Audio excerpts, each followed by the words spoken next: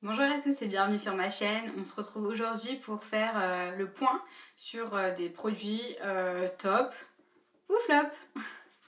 Alors, on commence tout de suite. Je commence à aller par du positif.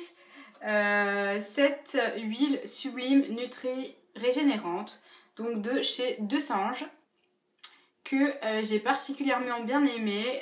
Vous pouvez constater, hein, il reste vraiment qu'un petit fond. Donc c'est de la gamme du coup Extrême 3 huiles, Argan, Camélia et Pracaxi. Alors ne me demandez pas ce que c'est, je n'en sais rien. Pour des cheveux donc surbrochés, défrisés ou décolorés.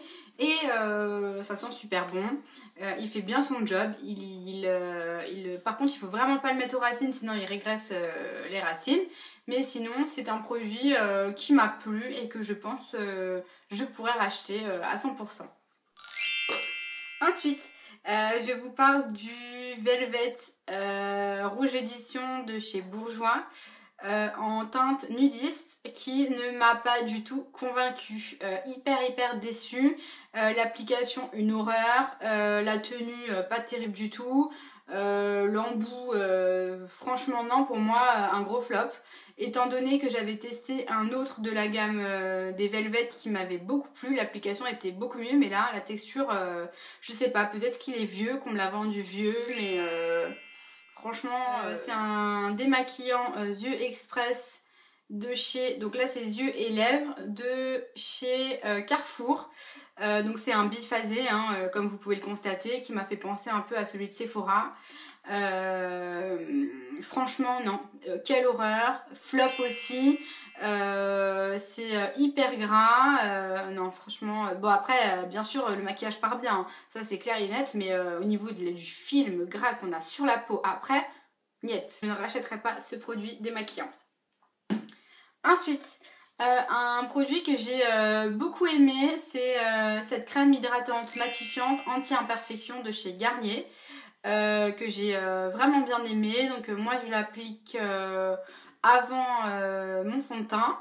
Et en fait, ce qui permet un effet un petit peu pour resserrer les pores, donc qui matifie, etc. Et c'est une crème que je recommande. Malgré ça, le seul hic, c'est que ça se finit assez vite. Ou alors peut-être que j'en mets un petit peu trop. Là, c'était un tube de 50 ml. Donc voilà, mais à part ça, il fait bien son job. Donc je vous recommande ce produit.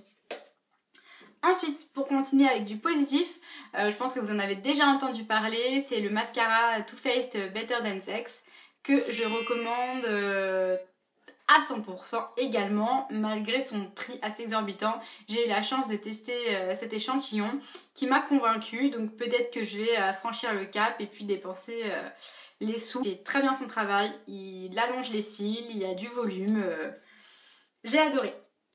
J'ai été convaincue par ce produit. Ensuite, un produit cheveux, c'est le shampoing sec de chez Baptiste. Donc j'avais pris le rose 2 en 1, c'était volume et fixation. Non, pour moi c'est pas possible.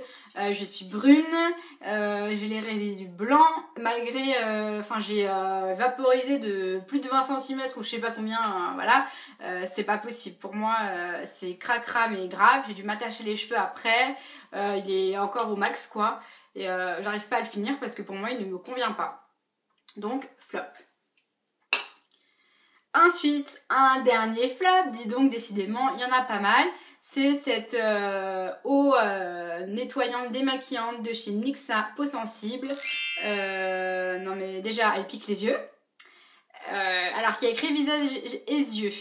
Non, ça pique les yeux hyper horrible. Le haut, elle est jusqu'ici, donc ça se vide pas alors que ça fait un moment que je l'ai, surtout que j'ai pris un lot de 2. Super. Et non, franchement, je n'aime pas du tout. Ça démaquille pas, il faut passer 150 000 fois. Pour moi, gros flop cette eau-là.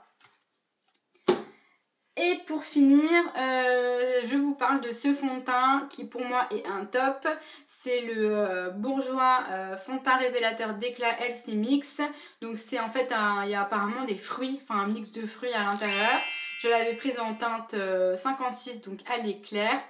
À la base, la teinte qui me correspond le plus c'est la 57, malheureusement ils ne la font pas. Je ne sais pas pourquoi, il y a 56-58. Comme par hasard. Du coup je me suis rabattue sur la 56, bon bah ça va pour ma teinte d'hiver, Je recommande au niveau de la couvrance.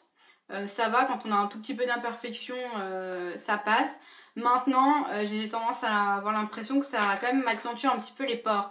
Donc c'est... voilà. Sinon, dans l'ensemble, il a une bonne tenue, une bonne couvrance et il n'y a pas du tout d'effet masque ou gras. En fait, il s'étale bien, etc. Il n'y a pas de souci.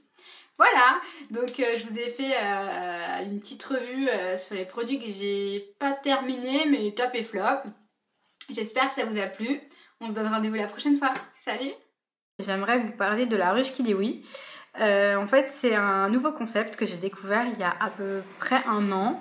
C'est des ventes qui sont organisées dans un établissement.